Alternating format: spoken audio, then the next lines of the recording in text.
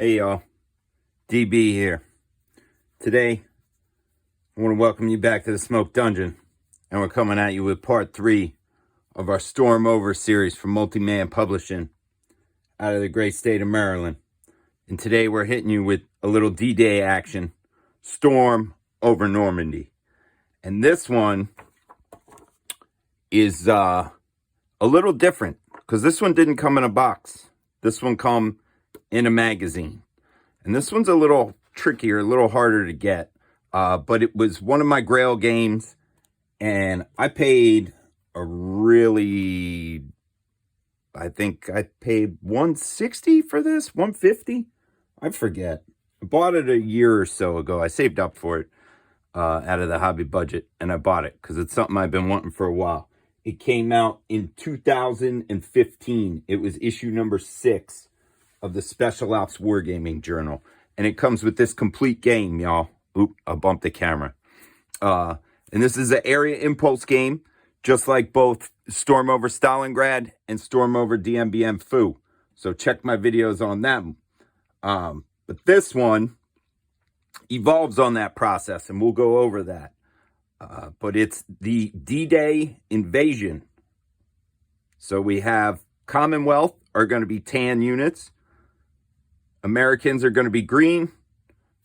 Our Axis German forces are going to be gray. And there are a few SS units that are a blackish color. But they come in as reinforcements later in the game. And they are the Panzer Lehr Division.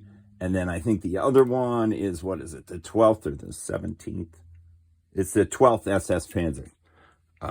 And they are Axis reinforcements, and they enter the game. The game plays essentially just like the other games in the series, in that it's an I go, you go, take an action with all units in one area. The available actions in this version of the game are to play a card, to move, to fire, to assault, or you could just pass your turn. However, because it is the D-Day invasion, turn 1 of this game is entirely different than the other rounds of the game, and also different than DMBM Foo and Stalingrad, although it shares some similarities with DMBM Foo. So let's go over it, y'all. All the units have an attack value, a defense value, and a movement value. A lot of the German units actually have an attack value of 0. But unlike the previous 2 games, attack value 0 can make a regular fire attack. It just becomes the dice value. You don't add anything, obviously, because there is no attack. So the very first turn of this game, what you're going to do, this is the game at setup. There is one variable in that the invasion beaches for the Germans have strong points, as well as some have a few units, but they each get 3 strong points, and those are chosen at random from, a cup, coffee mug, whatever you want to do, hat. And they're basically 3 different kinds. There's a yellow, which is a light one, orange is medium, and red is heavy. So each beach gets 3 emplacements. Then the allied player will decide where their invasion forces go. They are assigned by beach. Most of the Commonwealth ones they tell you what beach they start at, but you decide which ones want to go in the first wave and what goes in the second wave. Same thing for the Americans. However, Omaha Beach, there's 2 Omahas, Omaha 1 and Omaha 2. So you have 10 units to choose from. You can swap and choose those. And you do that after you see where the defenses are here. And then you'll place the American paratroopers and the British paratroopers. Then the very first thing you'll do is you'll roll for the American paratroopers. You'll roll 1 die, and I think it's on like a 1 or 2, you have to flip them, or they flip. It's basically to see if you get to use them the first turn or not, because of the awful state that they all arrived in historically. You don't have to do that for the Commonwealth paratroopers, though. So go United Kingdom. But yeah, you have to do that for all these dudes. And that'll tell you if they'll be able to be used or not on the first turn. And that's only for the first turn that you do that. Then the allied player will get what are known as support points. And these represent offshore support. Battleships, cruisers, whatever, bombing in. Not aircraft, though. Only naval support. The very first turn, you're going to get 24 of those points. And what they do is they add to your attack roll in the beginning.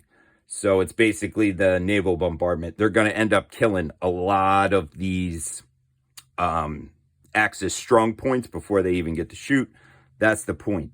However, you can't put all 24 in the same spot. I believe there is a limit. I think it's 12 you can put, which if you think about it, you're going to go 12, right? If you go 12, then you have your attack values of the units. So just like, for example, here, if I put 12, I would have 12 for the shore points, 3 for the units, and then in this version, if 3 units have the same color stripe, you get an extra one. So that would be +1. So that's 4 for these 3 guys, plus the 12. That's 16 plus the dice. So you're looking at a maximum of like 28. And over here, there aren't too many hits. You know, the highest defense is an 8 +1. And then it has a star. So that means if there's a strong point, it's actually plus another one. So they have like a 10. So you're going to just totally crush that if you do 14. But that's only on the first turn of the game. The turn 2nd through 8, you'll get 4 shore support points, and they can be assigned based upon the color of the name of the territory. A red one, you can put 2 points. A black one, you can only put 1 point. And that's, you know, the fire shooting out. And you'll see our beautiful map here, like all of these games. Very beautiful map. Then after the units, you do your initial shore bombardment and everything, the units would move in, you do your attack, then the strong points get to attack, and then basically you'd get dealt cards, and the turn starts from there, a regular turn. You just do all of that stuff first, which is pretty cool. This red line in the middle of the map is our operational dividing line. No American units can cross over to this side. No Commonwealth units can cross over to this side. The actual object of the game and how we're going to win, y'all, is the allied player needs 30 victory points by the end of the turn 8. How do you get victory points, you're saying? Well, I'm going to tell you. So you'll see some squares have a V. They're going to be all the invasion beaches. So there's 6 there. Oops, I'm not going to stuff around. There's 6 there. There's a few over here. There's 1 over here and 1 over here. At the end phase of the turn, whoever has those, each one's worth a point. If the Axis has one, it's a negative point, y'all. So you have those victory points. Also, the other way to get victory points is for each allied unit that's destroyed, they lose victory points. If it's a non-airborne unit, so anything but these dudes, it's -2. If it's an airborne unit, it's -1. You're thinking, wow, that's like a lot of negatives. How do they get points? You get points by getting off the board into these boxes, busting out of the beachhead. You know what I'm saying? We have Rouen. My French is horrible, so everyone hate me. Ardenton, St. Lo. I don't even want to try that one. And Cherbourg. But here's the kicker. Each one of these is worth different amount of victory points. So if you get guys to, in the Rouen box, they're worth 2 victory points each. Here, 1. Over here, St. Lo, 1 for each American. Over here, though, only a half for each American. And here, only a half for each American. So that's how we're going to get victory points. So you basically want to hold these and get everybody off the thing. You know what I mean? Pretty cool, right? Now, you'll notice there are a few differences in this game. The first one, we got 2 size counters. We got 1/2 inch and we got 5/8 inch.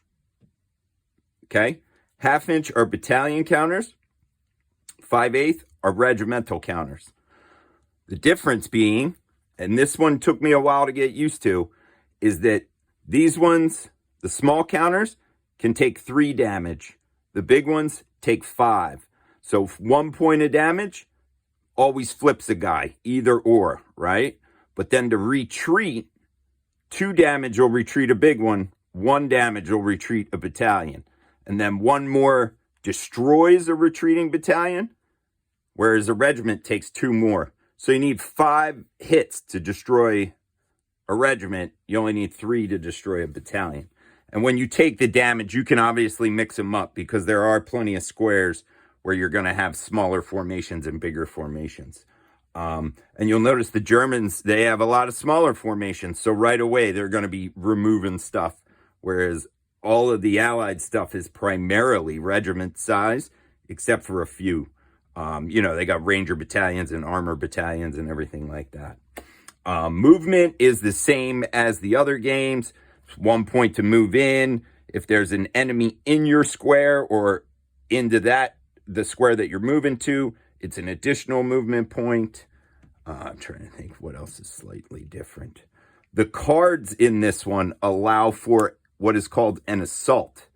And that is, you can actually discard a card out of your hand to move a group of units into a square and attack that turn.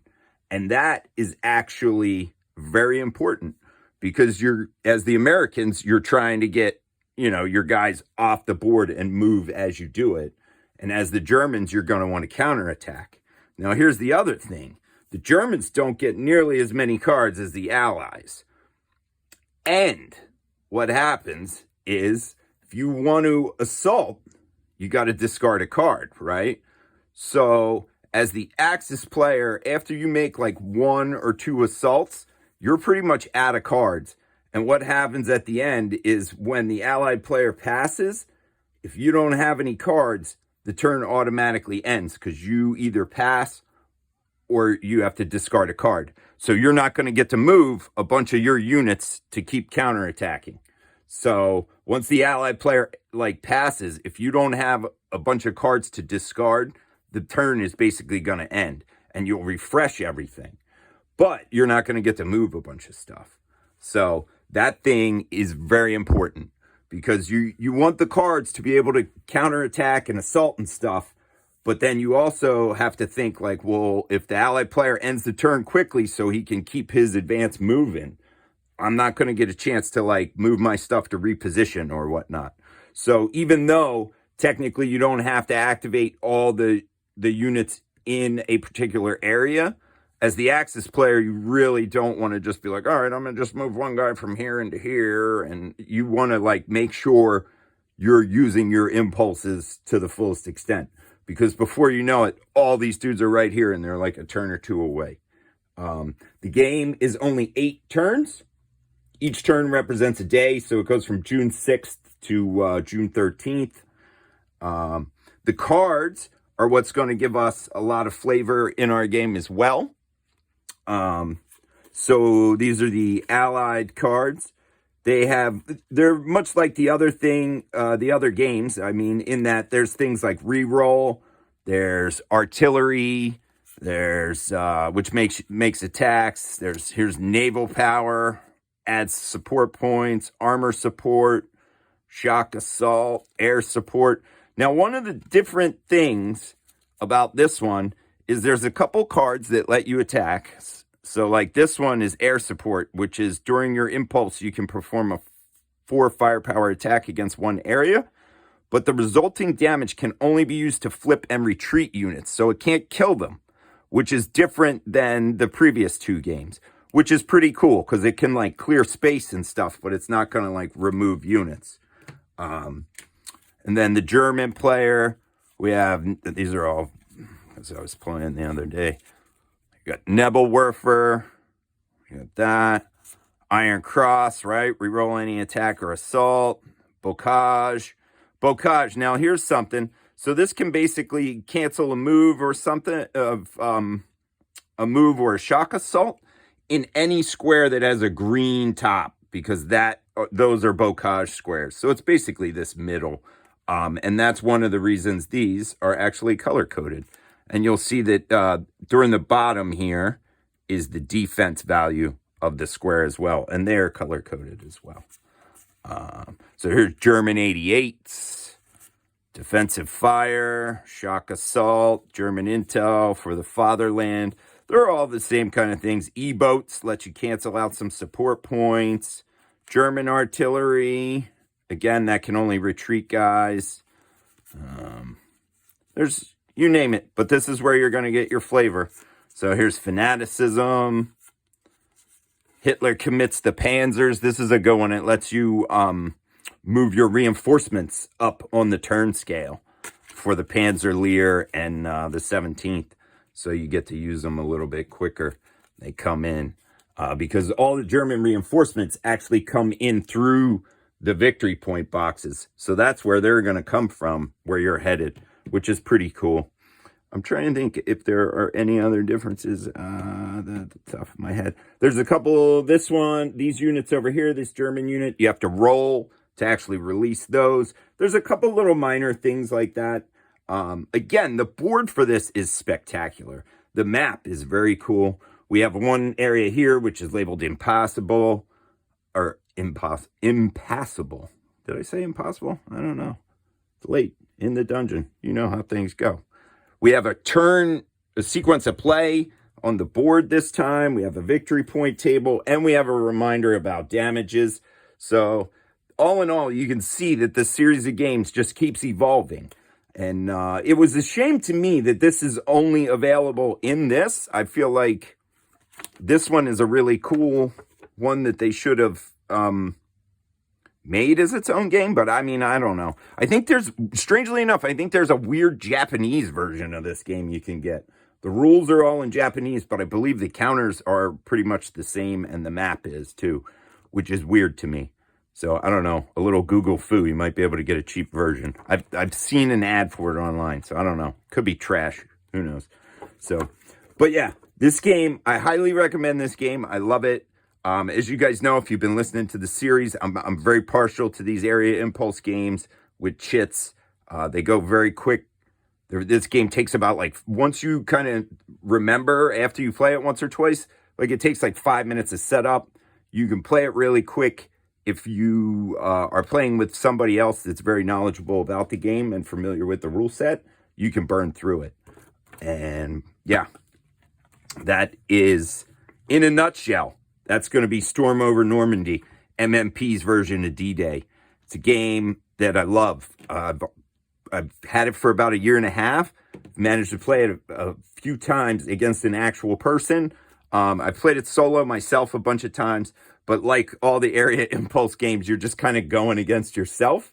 So that part is, it's not the best solo game unless you're a nutter for Johnny No-Mate stuff like I am. And then it's, it's fun because life is what you make it. You know what I'm saying? So yeah, all in all, Storm Over Normandy, MMP games, area impulse. Third one of the series, y'all. And it's awesome. Get it if you can. I know it ain't cheap, Bootleg it. I don't know. Do what you feel. But remember, y'all, be good to one another. And do what you feel.